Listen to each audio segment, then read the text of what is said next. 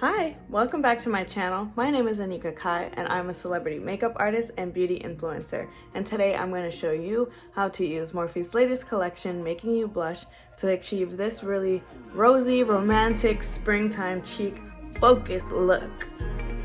Okay, so stay tuned and let's get started. First, I'm applying Laneige's Lip Sleeping Mask in the shade Sweet Candy.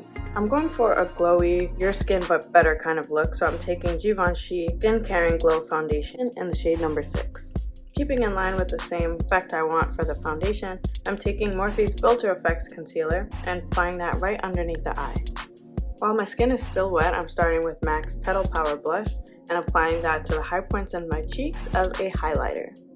Now for the star of the show, I'll be taking Mighty Mauve Blush Balm from Morphe.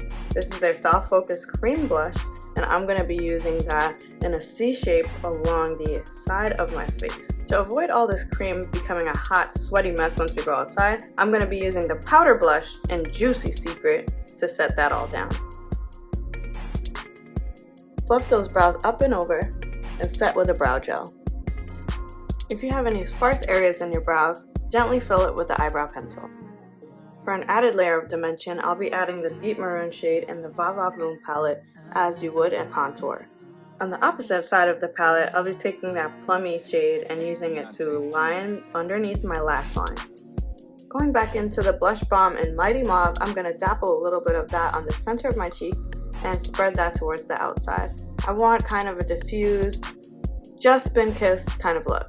I don't know about you, but I like a little bit of drama, so I added lashes, liner, and mascara off camera. Lastly, I'm going in with a bit of foundation powder to set the inside of my face so that once I step outside, things don't get moving and oily and slipping all over the place.